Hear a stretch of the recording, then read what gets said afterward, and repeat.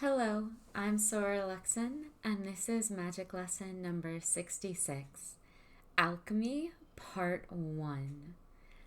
Quick questions first from emails to the amazing individuals internationally who have made inquiries into being able to get things from the LuxOccultSupply shop.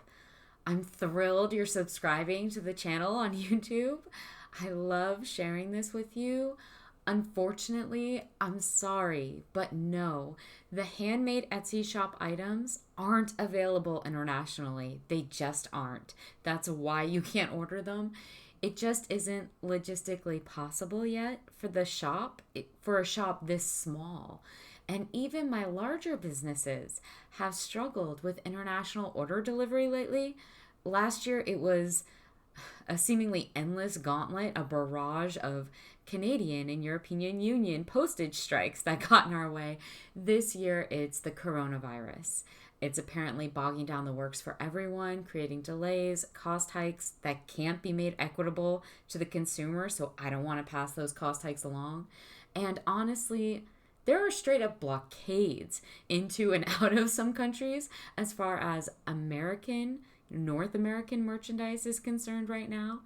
And then there's always Japan, who all of my businesses have always had nightmarish issues with getting products reliably to the addressee. My guess, it's the language translation, that carrier plus the entirely different system of address formatting because it's done differently, and that creates problems. But 1 in 3 Japanese parcels get delivered incorrectly, even from my very large businesses, lost or returned to sender 1 in 3 times. So for the person asking from Japan, that is why you specifically, at least not for right now, not for this small shop, can't order these products. So I love that all of you wonderful magic practitioners in Japan and everywhere else internationally want altar cloths and other items from the Lux shop, but it isn't going to happen this year. At least not this year, maybe not next year either. I don't want you holding your breath. As soon as it becomes feasible to ship internationally, I will definitely open that up as an option for everyone. It isn't an option right now. You are in the forefront of my thoughts, international people. Nova Scotia, Sweden, UK, all of my lovely fellow friends and occultists from other lodges, fraternal orders, temples worldwide. I will try to make it happen when it makes sense, but I wouldn't hold my breath for being able to buy things from this Lux shop within the next 4 months at least. For now, it's North America only. Speaking of North America, some of these amazing photos that my fellow American occultists that are buying from the shop leave in their reviews in the Etsy store, just the most splendid array of personal altar setups, incense devotionals, the occasional happy, pet, the animal familiar relaxing next to an arrived product. There was the sweetest pug in the photos last week next to a bath tea that someone stopped and took the time to send. It's beautiful, just really, really touching, and so wonderful to be able to see all of your spaces and share in the craft with you. Thank you for sharing those photos. I really enjoy them. I don't know if anyone else ever reads the reviews or looks at them in the shop, but I do. And, I'm sure other people are scanning the reviews. So for them to see an operating community of truth seekers out there expressing themselves, even in this small way, it's really nice. Thank you. Thank you for sharing your energy, your time, your experience, your pets who own you. We all know who the real pet is in those relationships. I had to take a moment to say it. It's so nice I have to say it twice. Thank you, thank you. And to set the magic device, when concise just won't suffice, repeat it thrice. Thank you 3 times. 3 times the charm, after all, and there's never a bad day to invoke a positive charm. So my gratitude to all of you. And another direct message question that's on my list, and I have to go over it, on what someone thinks is a skin hex that's been placed on them, and they're asking about what to do about it. For sure, do a bathing ritual. open natural body of water if possible. If you're trying to cleanse it away, I do it by moonlight instead of by sunlight, right? You're trying to rid or reduce, a fading, waning moon would be best for that. Waterfalls work miracles as well. Lakes are pretty good. Ponds and creeks, they're smaller, deities, smaller egregores of energy, but still good if there's no poisonous runoff from people or nearby agriculture issues. Always know that if you're living in a densely populated area or near a lot of bovine animals, you need to be aware of what kind of creeks you're swimming in. So think about it first. Use logic, common sense, rationality, best self-judgment. Generally, the bigger the body of water, the bigger the effect. Ritualistically, if you happen to live near the ocean, for instance, what are you doing not bathing / swimming in that every other day if you can? Do it. Wear sunscreen if you need, but go to the beach if you're lucky enough for that. It certainly won't work against your skin health.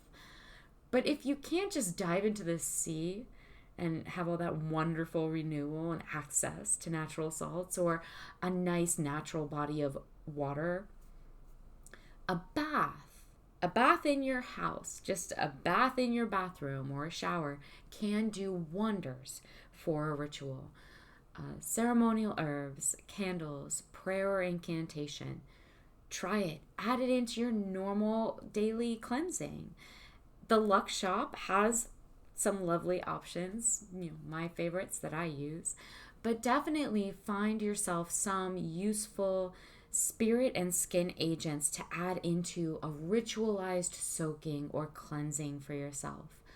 A lemon balm, calendula, marigold, rose petals, fresh or dried mint leaves, lavender flowers or stems, rosemary from your kitchen garden, jasmine, basil, honeysuckle blossoms, all wonderful calming neurorelaxants, topically antimicrobial and healing to the epidermis, your skin, which is your largest organ, while wondrous also at rinsing away all sorts of icky, non-material, plain junk that might get caught up in your field.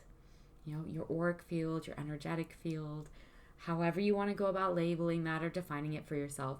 Give it a shot, whatever you can do with as much genuine intention as you can.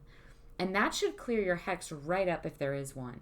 You seem to think that someone's, giving you this rash. Try this, try a ritual bathing, try a magical ceremony on yourself with genuine intention to rinse the hex away. And certainly none of what I've just suggested will hurt you as long as you don't have allergies to botanicals. I practically live in herbal milk baths even when nothing's wrong with me, which is a majority of the time. Glamour spells are far less necessary when your skin is naturally exfoliated, moisturized, healthy, and glowing already because you're using products given to you by the earth. So now that all the questions are out of the way, Alchemy Part 1. Probably, I'm going to say Part 1 because I think it's going to be returned to again and again within my magic lessons as I move forward with them. It's this very endless, eternal subject. But since it is lesson 66, an important number for a very important group of people, certain traditions must be acknowledged and followed. So here is your first, threshold crossing within this list of magical lesson videos, right? Because you've passed through them or patiently waited out the first technica by making it this far. You have been tested and not found wanting. So let's reward that persistence and avid hunger for truth with some authentic knowledge. I think in alchemy, the first person you have to talk about is Carl Jung. Because I am a native English speaker, because I'm in the Western culture, I think Carl Jung could be called by me the father of alchemy in the modern world. And a lot of people would agree with that. People will have other thoughts and opinions on that. And such is how we gain splendid insight, into each other. And there's so much to be gained from that. But I would nudge the magician in this Swiss man's direction, Carl Jung, for a wonderful place to start in exploring how to begin interpreting your transformational process. There are as many descriptions and definitions of what alchemy is as there are stars in the sky. But to put it bluntly, somewhat vaguely and generally, alchemy is the process of self-realization.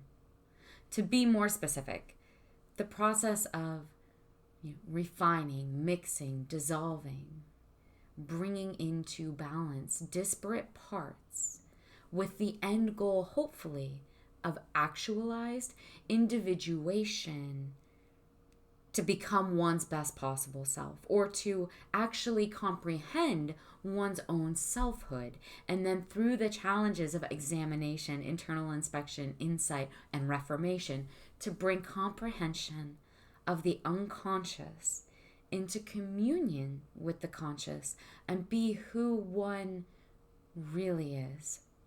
And you probably don't know that person yet. A lot of people go through their whole life never knowing who that person is. That person transmuted into the self for the first time and aware. I'm not explaining this very well, and I can't. No one can really explain this for someone else. It's a mysterious process. It's sacred and fundamentally personal to every single person who undertakes it. It's undefinable by nature, as it's meant to be. Who can try to describe it? We try by symbols, turning lead into gold, but we can't, not really. We can help each other with it. We can leave some instructions. The conscious realization of the self is no small task. The philosopher's stone isn't something just anyone can make and hold. All we can do is strive to experience it, to find it, to figure it out. The ability to willingly partake in one's own imagination, which is a narrative of often undervalued communications of the psyche, that's a big part of the alchemical process. Teaching yourself to become an unbiased lens is another big part of the alchemical process. Learning to record, to literally write everything down as it occurs within Magick to you, having a book of shadows, a grimoire, a journal, a therapist who helps you write down what you're experiencing so that you can be an active participant of Magick while also seeking as much as you're able to not get diverted by your own opinions of it or shallow reflections of it, but instead to really look at what is happening and how and why, so that it can be useful to our evolution within the craft. That's a big part, a big piece of the alchemical puzzle. And always bear in mind that, like everything of great merit in the occult, these techniques, these tools, these instructions, the ones I'm giving you now, they're always past in code. There's code already in this lesson in the way I'm speaking it to you. Our words are not their meanings. With magicians, the secret alchemical recipes of the magi, sage, witch, wizard, Merlin, shaman, high priestess, or priest, they aren't meant for everyone. And so we go slow. We go carefully. We remember and adhere to our responsibilities, to our obligations, to never allow the most powerful of informations to fall into unready, unstable hands, untrained, possibly unworthy hands. And we know that even if that does happen by some accident or calamity, that our great secrets would be useless to those people, right? They're going to be rendered useless because of our secret language, because of the codes used by the wise generation after generation. So, for lesson 66, on top of everything I've already said, the first true lesson of alchemical teaching here for you Whatever grimoire, ancient journal, hieroglyphic passage etched onto a pyramid or cave wall that you're using, whatever Latin tapestry, marble inscription, witch's book of shadow, or modern available spell book you just bought from Amazon or Barnes & Noble, if it's worth anything at all, if what you're using / reading is intended for the wise by the wise, know this. It's written in code. And yes, it is your job to unmask the authentic powers hidden there, the true power there, behind the cryptic passages, behind the poetic spells, the steps of operation and incantation within ceremony, the great sacred secret that is open to all who have eyes to see it. It's there. So open your eyes. Test your mind's mettle. And always hold close the respect for the excellent character necessary to maintain those secrets. Use them yourself. Maintain and respect the discretion and silence, which isn't avoidance or withholding, but instead is a reflection of your reverence. So here is some code for you to pull apart in lesson 66, where we begin. Mercury, fellow truth seekers, is an integrating agent. Salt is a grounding agent. Sulfur is an explosive energy or energizing agent.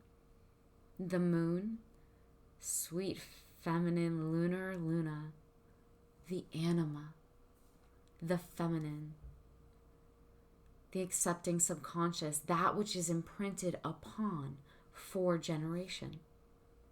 The sun, masculine, solar, soul, SOL, the conscious penetrative force, the animus. You must come to know the 4 elements and then the hidden 5th of spirit. Air thinks, water feels, fire inspires, and earth senses. Come to know these true meanings and applications. Look to find the prima materia, that base, first order material where we all begin, and then allow transmutation to also begin. Until next time.